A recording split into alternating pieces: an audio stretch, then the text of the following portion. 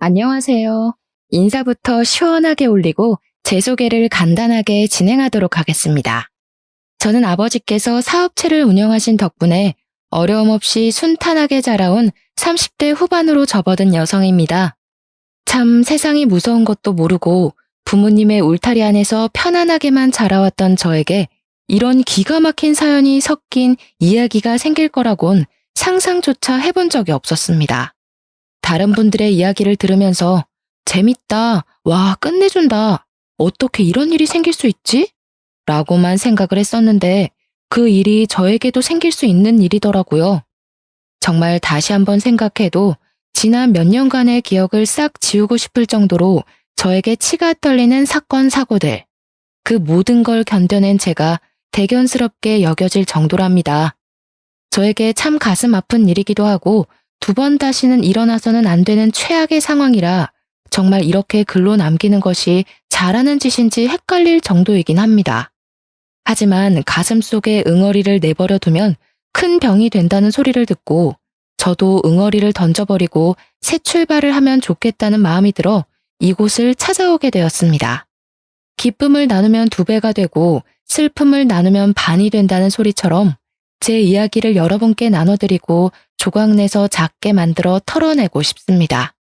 그러니 저와 함께 제 이야기를 끝까지 들어주시고 제가 이 모든 악의 덩어리를 털어낼 수 있도록 용기를 주신다면 정말 감사할 것 같습니다. 처음 소개드렸던 것처럼 저희 아버지는 사업체를 운영 중이신데 저에게 운영 중이신 공장을 물려받았으면 좋겠다고 늘 말씀을 하셨지만 사실 저는 공장 일에는 익숙지 않은 사람이었습니다. 제가 일을 하고 있는 회사가 공장들과 밀접한 관계가 있긴 했는데 저희 아버지는 제가 혹시라도 구설수에 휘말리게 될까봐 저희 회사와는 거래를 하지 않고 계셨습니다. 근데 우리 회사 입장에서는 아버지의 공장이 큰 공장이다 보니까 거래를 트고 싶어 안달이 나 있는 상태였고요.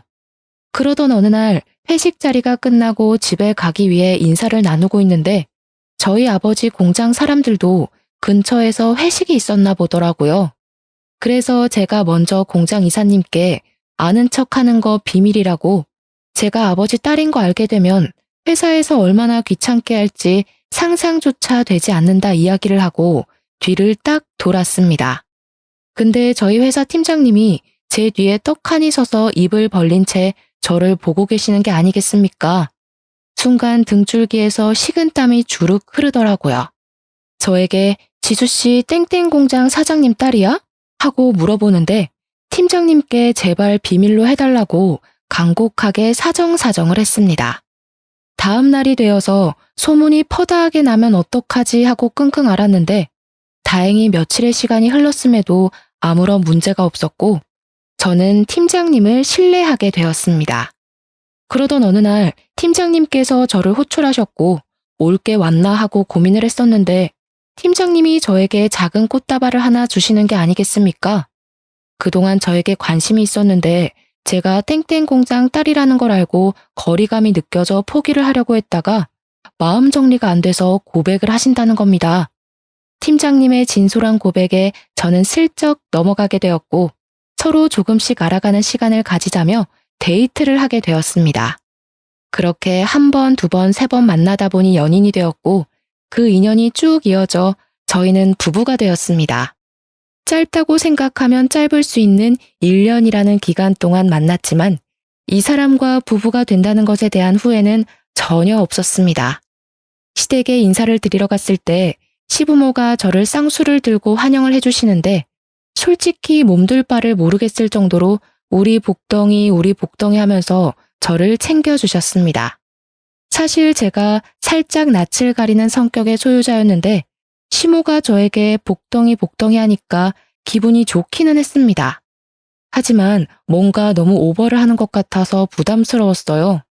밥을 먹을 때도 뭘 먹나 계속 옆에서 지켜보고 옷을 쭉 훑어보시면서 이건 어디 브랜드냐, 어디서 샀냐, 백화점에서 샀냐, 얼마 주고 샀냐. 부담감을 넘어서서 진짜 그 자리에서 사라질 수 있다면 사라지고 싶다는 생각이 들 정도였습니다.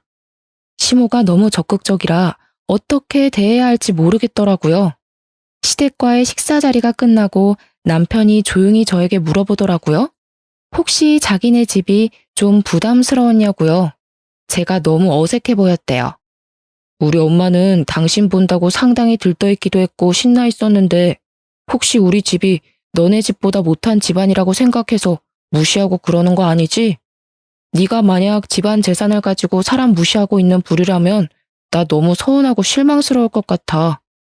저는 그냥 성격상 시모의 외향적인 모습이 부담스러웠던 것인데 자꾸 자기 집을 무시하는 것 같다고 저를 몰아세우니까 저도 억울하더라고요. 그런 거 당연히 아니에요. 제가 당신을 무시할 것 같았으면 왜 결혼을 하겠다고 대답을 했겠어요? 그래도 영 기분이 언짢네.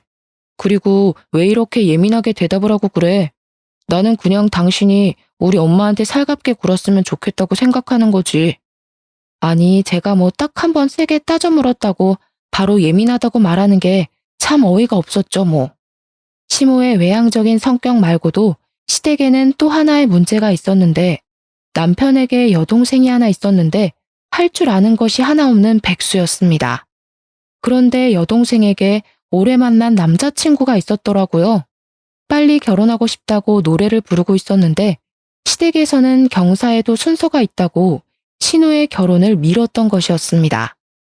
그날 시댁에서 인사를 드리고 나오는데 신우가 저를 따라 나오더니 제 손을 꼭 잡고 이런 소리를 하더라고요. 언니 덕분에 저도 8년 만난 남자친구랑 결혼할 수 있게 됐어요. 정말 고마워요. 제가 앞으로 우리 엄마가 시집 노릇하려고 하면 다 막아줄게요. 진짜 잘 지내보고 싶어요, 언니. 저만 믿고 따라오세요. 아셨죠? 그러면서 뭐 자기는 요즘 시대의 여성이니까 신우짓도 안 할 거고 언니랑 친하게 지낼 거라고 말을 하는데 저는 솔직히 그런 신우도 조금 부담스러웠습니다. 아무튼 뭐 그 이후에 남편이랑 저랑 결혼 준비에 돌입을 하게 되었는데 양가가 처음 만나는 상견례 자리에서 시부가 그런 소리를 하더라고요. 사돈어른이 사업을 하시니까 손님도 대부분 사돈어른 손님이 아닐까 싶은데 저희는 뭐 사회생활을 한 게 아주 오래전 일이라 올 손님이 별로 없습니다. 하객수 차이도 많이 날 것 같은데 결혼식 비용을 반반 지불한다는 것이 조금 부당하다는 생각이 듭니다만 저는 그 이야기를 듣고 헛기침을 속으로 삼켜야 했습니다. 아니, 올 손님 없다는 게 자랑도 아니지만 그걸 대놓고 말을 하는 것도 좀 어이가 없었거든요. 제가 겉으로 티를 내지는 못하니 저희 부모님의 안색을 조금 살폈는데 아버지께서도 한심하다는 듯한 표정을 순간 지으셨습니다. 물론 사업을 하시는 분이니 표정을 빠르게 갈무리하긴 했지만 뒤이어 나오는 시부의 말에 아버지께서 얼마나 황당한 기분을 느끼셨는지 알 수가 있었습니다. 결혼식 비용을 지불하고 싶지 않다는 듯 말을 하는 시부에게 살짝 비아냥이 섞인 말투로 대꾸를 하셨거든요. 그럼 사돈댁 측에서 참석하실 손님분들은 친척들을 포함한 가족밖에 없다는 말씀이신가요? 예. 저희가 사회생활을 진작에 그만둬서 그러니 결혼식 비용 정도는 사돈어른이 통 크게 내시는 게 어떻겠습니까? 사실 저희 아버지께서 공장 사업을 꽤 크게 하시고 거래처도 많으시니까 아버지 측 손님분들이 많긴 많았거든요. 시댁에서는 기대감이 가득 찬 얼굴로 아버지의 입만 바라보고 있고 하니 어이가 없으셨겠지만 좋은 게 좋은 거다 하시며 넘어가려고 했습니다. 아버지께서는 시댁의 입장을 잘 알겠다고 식장 비용은 우리 측에서 다 지불할 테니 애들을 위해서 신혼여행비는 시댁에서 내주셨으면 좋겠다고 딜을 하셨습니다.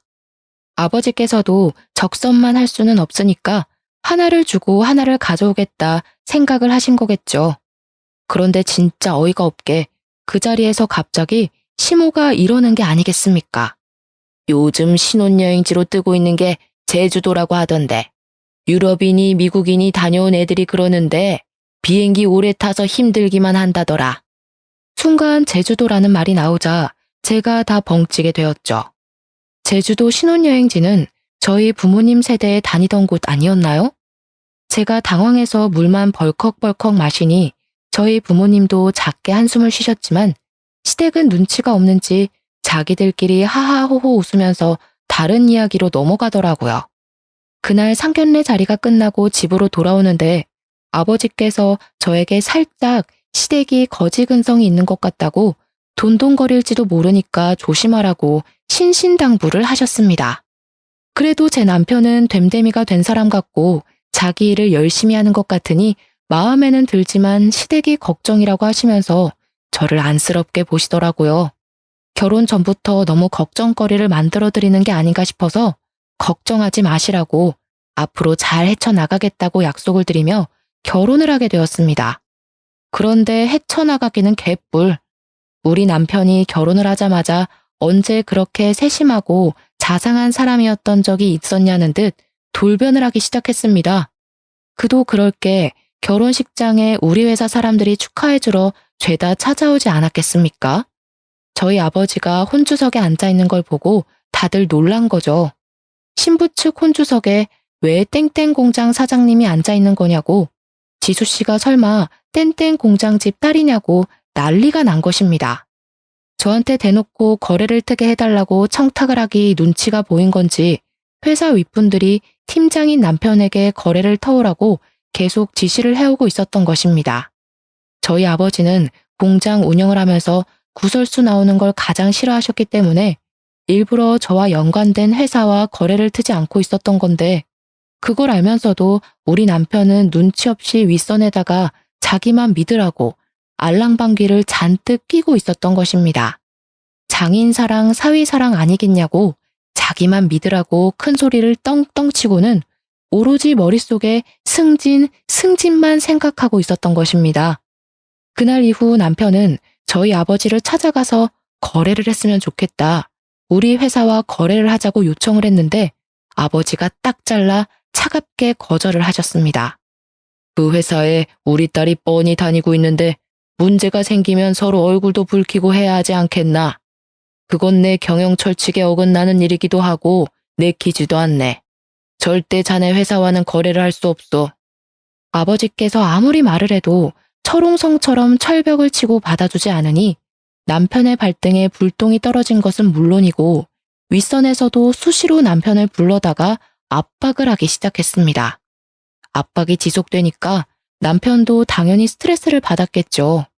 그럴 때마다 저를 찾아와서 아버지를 설득해달라고 윽박을 질러대는데 조금 무섭기까지 했습니다. 결혼한 지 몇 년이 지난 것도 아니고 고작 한 달이 지났을 뿐인데 이게 뭐 하는 짓이냐고 저도 도리어 남편에게 따져 물었습니다. 당신이 지금 우리 아버지를 등에 업고 허세를 부린다고는 생각해 본 적 없어? 장인어른한테 그런 부탁을 한다는 게 맞는 말이야? 내가 승진을 할 수 있는 절호의 기회인데 어떻게 가족들이라는 사람들이 나를 도와줄 생각은 전혀 하지 않는 거야? 어? 내가 다 아쉽다. 당신이 당신 마음대로 할 수 있다고 윗선에 저질러 놓고 그걸 왜 나랑 우리 아빠 탓을 하는데? 당신이 말 실수했다는 생각은 안 해봤어? 남편과 저는 쓸데없는 일로 자주 다투기 시작했고 윗선에서는 남편을 아무것도 하지 못하는 반푼이 취급을 하기 시작했습니다. 호언장담을 하더니 아무것도 해내지 못한 남편에게 대놓고 실망을 했다고 말하는 윗선의 압박과 눈치를 남편은 제대로 견디지 못하기 시작했습니다. 실패자가 된 기분에 휩싸이게 되었다면서 회사에서 일을 처리하다가 잦은 실수를 하게 되었고, 저는 그런 남편을 애써 위로해 주었지만 남편은 오히려 그 모든 걸 제 탓을 하더라고요. 저에게 너무너무 서운하다고 하면서 제가 제대로 말 한마디 해줬으면 의기양양하게 회사를 다닐 수 있었을 거라고 말입니다. 결국 남편은 이것도 저것도 아닌 채로 지내다가 등살에 이기지 못하고 사직서를 제출해야겠다면서 저에게 일을 그만두고 싶다고 말을 했습니다. 저는 아무 소리도 하지 않고 그런 남편의 말을 무시했는데 남편은 뒤이어 아주 경악할 만한 이야기를 하더라고요. 나도 갑질을 좀 하고 싶은데 장인어른 회사에 취직해서 갑질 좀 하면 안 되나? 그게 무슨 말도 안 되는 소리야? 다른 이유도 아니고 갑질을 하고 싶어서 우리 아빠 회사에 취직을 하겠다는 거야? 남편의 생각은 정말 초등학생보다 못했습니다. 우리 회사에서 거래를 하고 싶으니까 자꾸 저희 아버지 공장에 찾아와서 선물을 돌리고 사바사바를 하곤 했었거든요. 자기가 우리 회사보다 위에 있는 사람이 되어서 윗선의 코를 콱 눌러주고 싶다는 이유로 아버지의 공장에서 일을 하고 싶다는 것이었습니다. 그 선물들도 자기가 다 챙길 수 있는 거 아니냐면서 진짜 딱 한 번만 그런 삶을 살아보고 싶다고 은근하게 저에게 부탁을 해오더라고요. 당연히 저는 한 귀로 듣고 한 귀로 흘리면서 남편의 말을 들어주지 않았습니다. 하지만 남편은 포기하지 않고 끈질기게 저에게 따라 붙으면서 이야기를 해왔습니다. 내가 장인어른 공장에 들어가면 장인어른도 얼마나 든든하고 좋겠어? 사위가 공장도 물려받고 하면 가족 승계도 되고 좋잖아. 그러더니 저희 아버지를 찾아가서 나름의 설득을 했더라고요. 제가 공장 경영에 전혀 관심이 없으니 자기가 하겠다고 말입니다. 당연히 저희 아버지께서는 그런 남편에게 지금 다니는 회사나 잘 다니라고 거절을 하셨는데 시모가 이 이야기를 남편을 통해서 전해 들었나 보더라고요. 글쎄 이 망할 시모가 진짜 예의를 밥 말아먹은 건지 물상식한 건지 저희 아버지께 전화를 걸어서 아들 편을 들었던 것입니다. 사돈어른, 우리 아들이 능력도 좋고 회사에서 팀장직까지 달고 있는 사람인데 공장 경영은 얼마나 더 잘하겠어요. 지금 회사에서 이 거래를 빌미로 우리 아들이 승진하는 걸 막으려고 음해하는 거예요. 워낙 능력이 출중하니까 윗선도 겁이 났겠죠. 우리 아들 데려가겠다는 회사도 한둘이 아닌데 봉잡았다 생각하시고 우리 아들 공장 일 좀 시키셔요. 공장에 취직 안 시켜주면 사돈어른이 손해를 보시는 거라니까. 제 말 한번 믿어보세요. 무슨 약 파는 약장수도 아니고 제가 그 이야기를 아버지께 전해 듣고 얼굴까지 새빨갛게 달아올라서 어쩔 줄 몰라 쥐구멍에 숨고 싶었습니다. 결국 남편은 저에게 일방적인 통보를 남기고 회사를 그만두게 되었습니다. 저는 정말 화가 나서 남편에게 일방적으로 사직서를 내고 통보를 하는 법이 어디 있냐고 따져 물었지만 오히려 남편은 피해자인 척 하더라고요. 본인이 힘들어서 그만두었는데 위로를 해주지는 못할 망정 화만 낸다고 이게 부부냐고 따져 묻는데 도무지 논리가 하나도 없는 징징거리는 말이라 대꾸하기가 싫었습니다. 그 뒤로 남편은 아버지께 3개월이라는 시간을 내내 조른 덕분에 아버지께서 결국 두 손 두 발을 들고 공장에 와서 일을 배워보라고 허락을 해주셨습니다. 남편이 정말 정신 나간 놈인 게 첫 출근을 하자마자 사장실에 당당하게 들어가서는 자기 자리가 어디냐고 물어봤다는 겁니다. 아버지께서 너무 황당하고 어이가 없어서 공장에서 일을 하려면 밑바닥부터 일을 해서 실무를 배워야 할 것 아니냐고 남이 떠먹여주길 기다리지 말라고 하셨다고 합니다. 요즘 누가 밑바닥부터 일을 합니까? 실무자가 따로 있는데 바로바로 경영인계 수업 받는 거 아니에요? 제 자리 하나 마련해 주세요. 그런 마음으로 시작할 거면 애초에 시작하지 않는 게 좋겠구먼. 당장 나가주게. 에이 장인어른 너무 삭막하게 그러지 마세요. 농담한 겁니다 농담. 그래서 저 어디 가서 일하면 될까요? 농담을 할 말이 따로 있지. 아무튼 남편은 뻔뻔하게 공장 실무자들 틈에 섞여서 일을 하기 시작했고 그래도 군소리 없이 공장 일에 잘 적응해서 일을 하는 듯 보였습니다. 그렇게 6개월이라는 시간이 더 흘렀을 어느 날 시댁에서 얼굴 좀 보자고 하시길래 찾아갔더니 신우가 저를 보고 버선발로 뛰어나와서 고맙다고 인사를 하더라고요. 저는 제가 신우에게 따로 뭐 해준 일이 없어서 왜 고마워하는지 의문인 얼굴로 신우를 쳐다보았습니다. 언니, 왜 아무것도 모르는 얼굴이에요? 언니가 우리 예비신랑 취직시켜준 것 아니었어요? 사돈댁 공장에서 일한 지 2달 됐는데 모르셨어요? 저는 옆에서 어깨를 촥 펴고 있는 남편에게 이게 무슨 소리냐고 물어보았더니 남편이 당당하게 자기한테 고마워하라고 말을 하더라고요. 남편이 공장에서 무슨 짓을 하고 다니는 건지 놀래서 따로 알아보니까 글쎄 자기가 공장의 차기 주인이라고 말을 하고 다니면서 직원들에게 자기 라인을 타라고 했다는 겁니다. 지금 사장은 어차피 늙었으니 곧 은퇴를 하게 될 거고 그러면 자연스러운 수순으로 자기가 공장을 물려받게 될 것이라고 하면서요.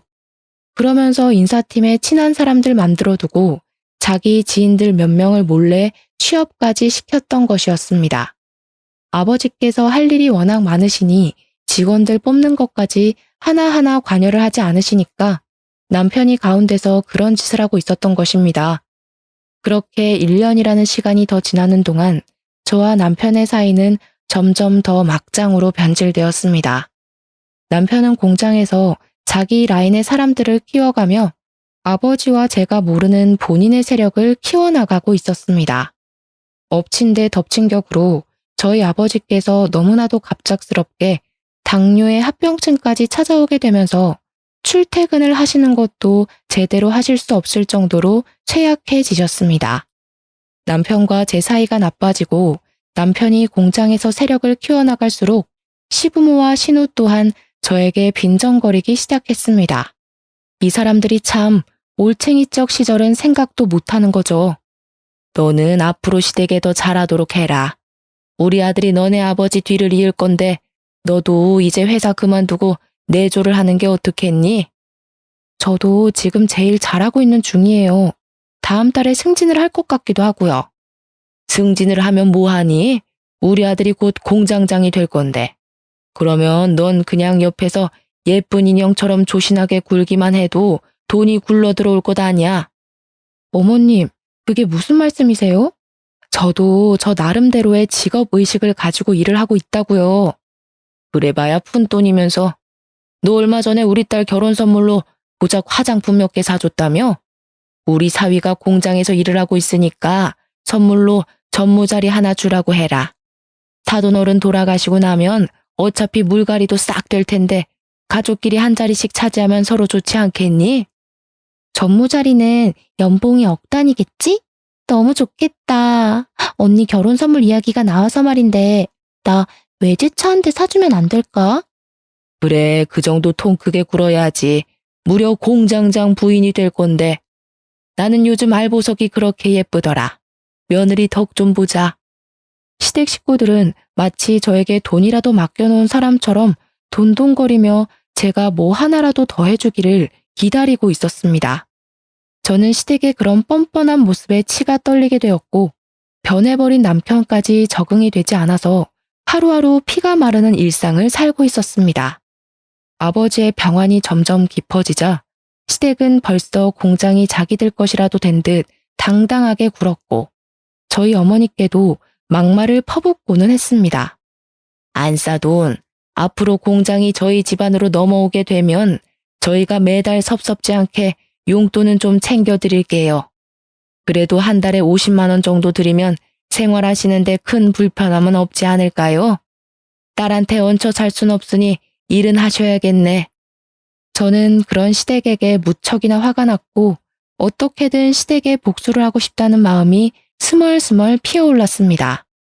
그러던 와중에 저희 아버지께 또 다른 합병증이 찾아왔고 폐가 점점 굳어가는 병에 걸리시게 되었습니다.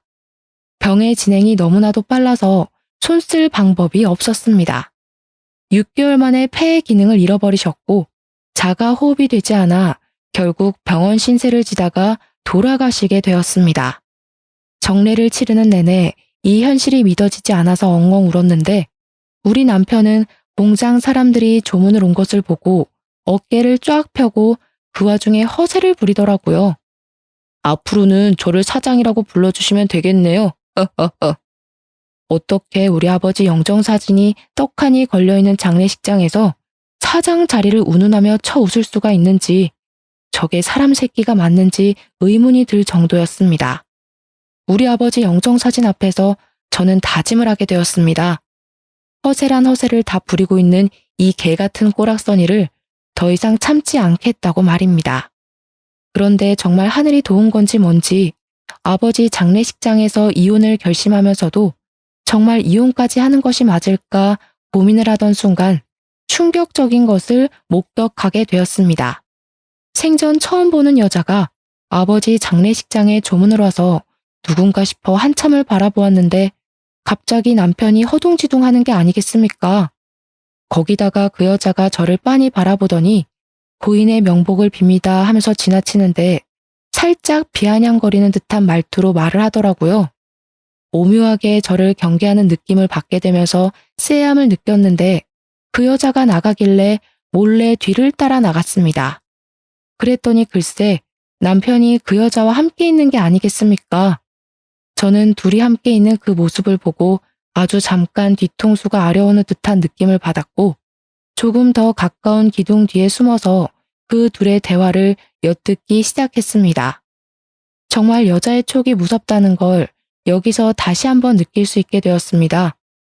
저에게 왠지 모르게 느껴졌던 그 쎄한 느낌은 이런 상황을 맞이하게 될 거라 미리 경고했던 것이었습니다. 야, 여기가 어디라고 와? 그럼 어떡해. 오빠가 연락을 안 받는데. 내가 사정 설명 다 했잖아. 오빠 못 믿어? 아무리 그래도 본 부인이랑 같이 3일 내내 있는 건데 질투나서 그랬어. 내가 이러면 들킨다고 했지. 내가 회사 사장 될 때까지만 기다리라고 했잖아. 이제 오빠가 사장이나 다름없잖아. 언제 이혼할 건데? 나 언제까지 기다리냐고. 기다려. 조금만 더 기다려. 내가 완벽하게 사장 자리에 앉을 때까지만. 그거 얼마 안 남았어. 뱃속의 아이는 점점 커져가는데 나 너무 불안해서 그랬어. 미안해. 아니야.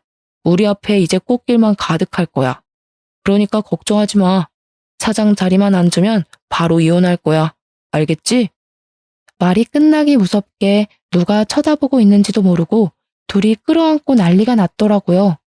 저에게서 받아먹을 건 다 받아먹고 뒤에서는 몰래 바람을 피우고 있었다는 게 정말 깊은 배신감으로 다가오게 되었습니다. 제가 꼭 남편을 너무 사랑해서가 아니라 정말 이건 말로 표현할 수 없는 감정입니다. 정말 피가 차갑게 식는다는 말이 어떤 말인지 깨닫게 되었습니다. 이 정신 나간 연놈에게 피해 복수를 하겠다고 꼭 이혼을 하겠다고 강경하게 마음을 먹게 되었습니다. 장례가 모두 끝난 이후 시댁 식구들에게 억지 가면을 쓰고 와주셔서 감사하니 밥이라도 먹자고 불러내게 되었고 그 자리에 남편의 내연녀에게도 연락을 따로 해서 불러내었습니다. 남편이 자는 사이에 남편의 휴대폰에서 내연녀의 번호와 그 둘이 나눈 통화 내용 문자를 이미 확보한 이유였기에 준비는 다 끝낸 상태였습니다. 같이 찍은 사진까지 갤러리에 고스란히 남겨두었더라고요. 무슨 배짱인 건지 그 사진까지 대문짝만하게 프린트를 해서 갔습니다. 그리고 아주 조용하게 비싼 레스토랑에 시댁 식구들을 전부 불러놓아 놓고 이야기를 했습니다. 이 비싼 식사가 마지막 식사가 될 수도 있겠네요. 저 이 사람이랑 이혼하려고요. 제가 이혼 이야기를 꺼내자 시부모의 신우 시매부까지 전부 눈을 동그랗게 뜨고 저를 바라보는데 남편 입꼬리가 실룩실룩 움직이더라고요. 그러더니 마치 저를 생각해주는 척 말을 꺼내는 게 아니겠습니까? 당신 나랑 이혼을 하겠다고? 갑자기?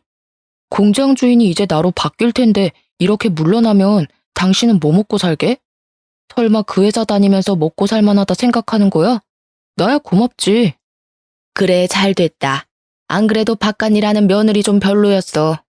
애나 키우면서 집에서 남편 내조를 할 줄 알아야지.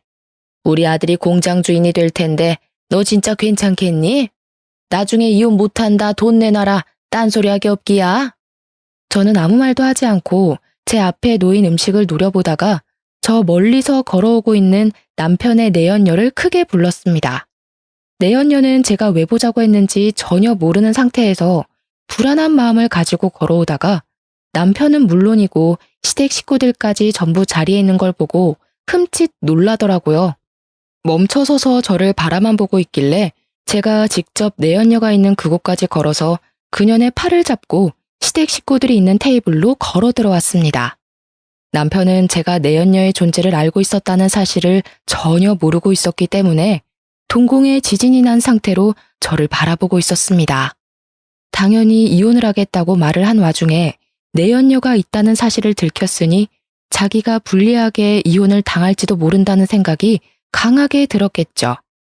누나를 이리저리 흔들며 대가리를 이리저리 굴리는 소리가 제 귀에까지 들리는 것 같은 착각이 들었습니다. 시댁 식구들은 당연히 아무도 몰랐었는지 이건 또 누구야? 이게 무슨 상황이야? 하는 눈빛으로 저를 바라보길래 저는 웃으면서 친절하게 설명해 드렸습니다. 이 사람이 누군지 궁금하시죠? 심지어 뱃속에 아기도 있대요. 맞아요. 이 여자 그의 불륜녀입니다. 둘이 꽤 오랜 시간 만난 것 같던데 새 며느리까지 생길 테니 아주 속 시원하시겠어요? 어머님이 그토록 원하던 집에서 내조하며 애나 키울 멍청한 며느리니까요. 말 다 했어 지금? 누가 누구 보고 멍청하다는 소리라는 거야? 남편은 뻔뻔하게 나가기로 결정을 내린 건지 저에게 버럭했고 시부모는 내연녀가 임신을 했다고 하니까 오히려 내연녀를 감싸고 돌더라고요. 그래, 여자가 임신을 하고 집에서 살림을 할 줄 알아야지. 솔직히 그동안 너 마음에 안 들었다. 네가 조용조용 할 말 다 하고 살 때마다 돈 없는 우리 집안이 얼마나 초라해 보였는지 몰라. 하지만 이제 우리도 돈이 있는 집안이다. 네가 무시할 집안이 아니다 이 소리야. 저는 그때 피식피식 새어나오는 웃음을 참으려고 하지 않고 쪼개면서 우리 아버지께서 몇십 년간 의지해 오신 변호사님을 모셨습니다. 제가 미리 변호사님께 이혼에 대한 상담을 했었고 그 과정에서 아주 중요한 사실을 하나 알게 되었기 때문에 제 복수의 마지막을 화려하게 장식하기 위해선 필수로 오셨어야 했습니다. 저는 가슴이 두근거리는 감정을 애써 숨기지 않고 변호사님께 웃으면서 인사를 건넸습니다.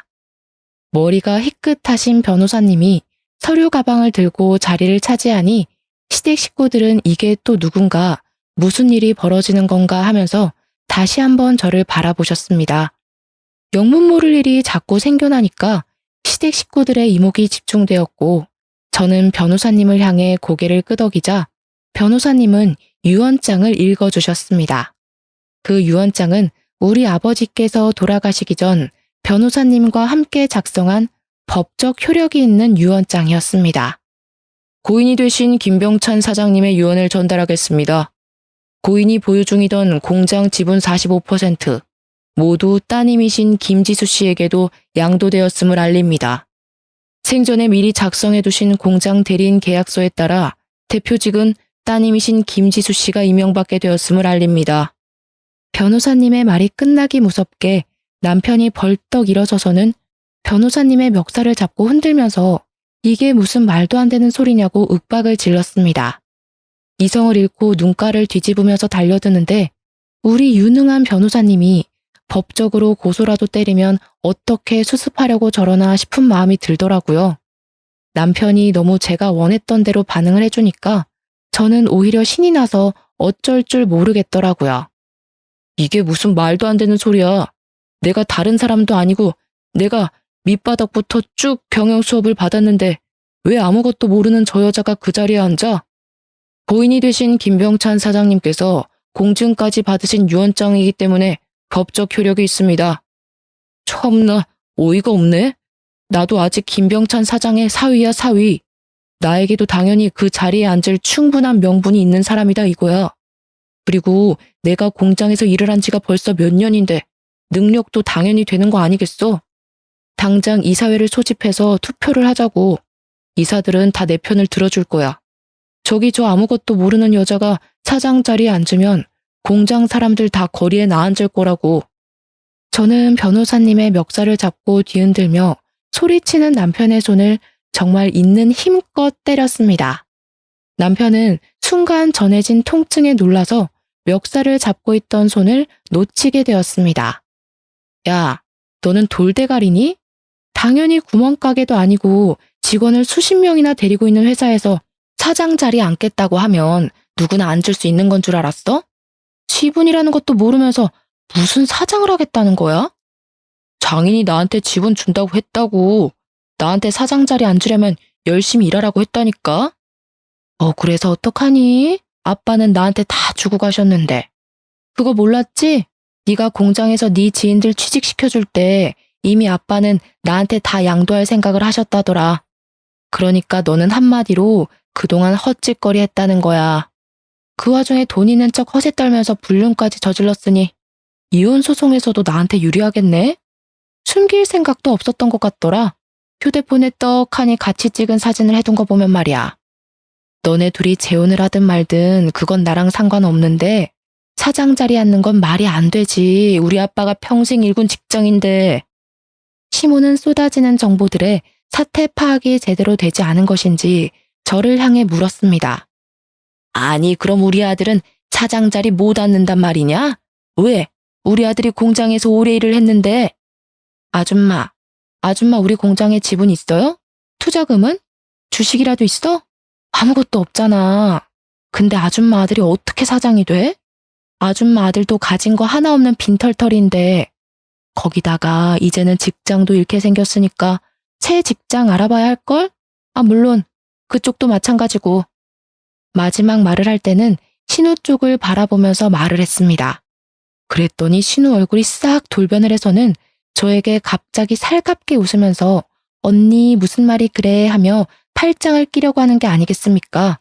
스멀스멀 다가오는데 마치 뱀이 기어오는 것 같아서 저는 두 팔을 들고 신우에게 다가올 생각하지 말라고 했더니 신우가 그대로 멈춰서 이야기를 하더라고요.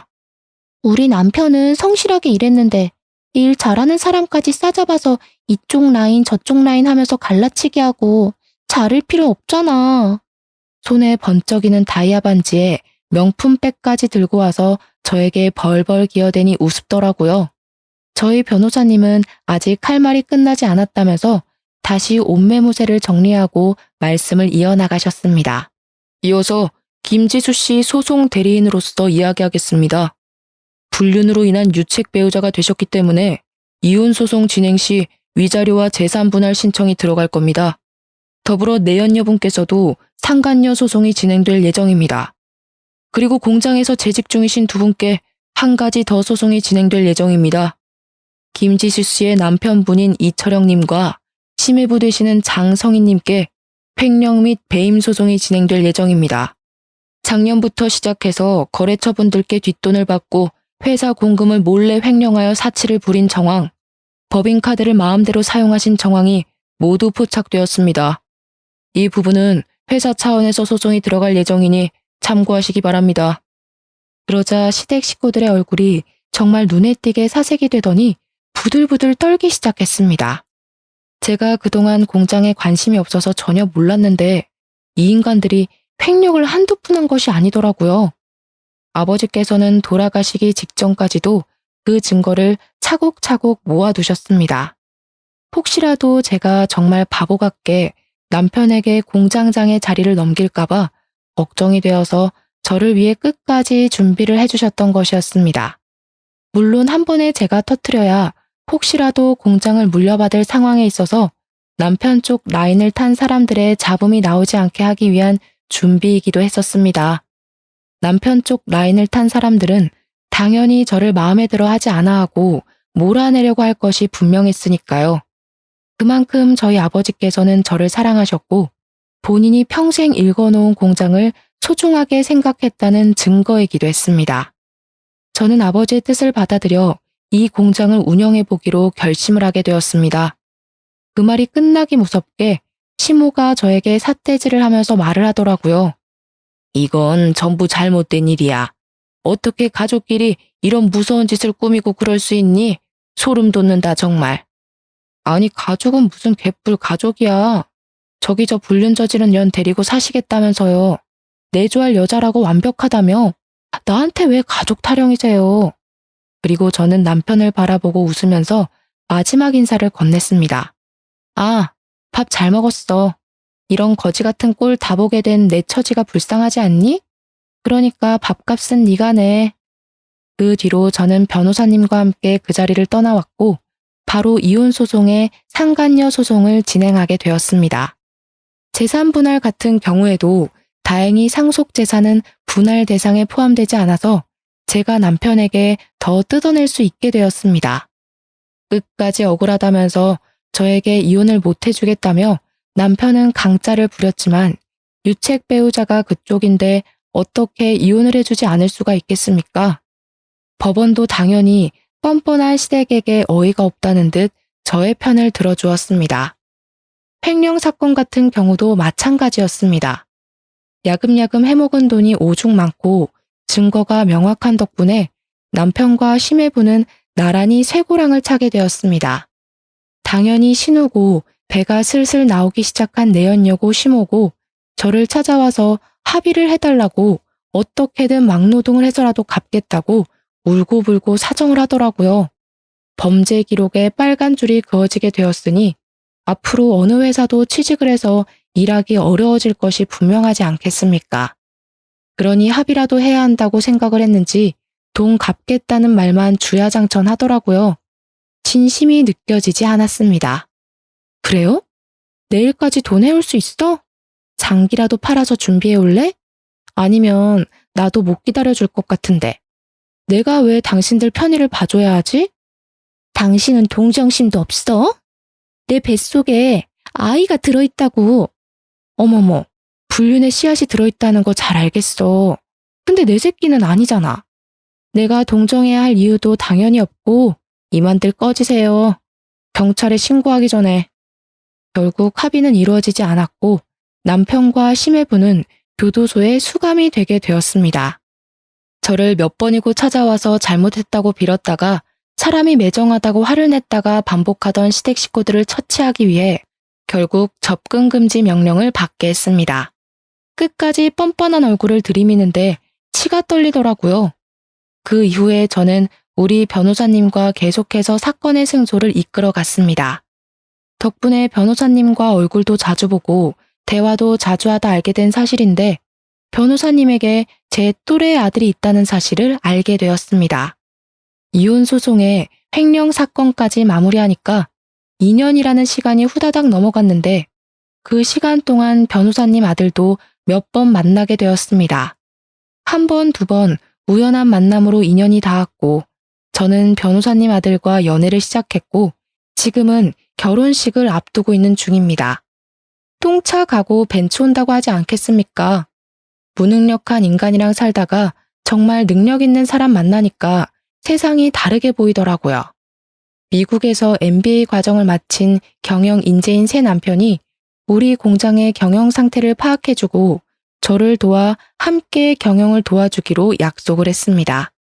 제가 아무것도 모르는 상태로 뛰어들었기 때문에 전문가의 도움이 필요했는데 마침 새 남편의 전공이 그 분야이니 찰떡궁합이지 않겠습니까?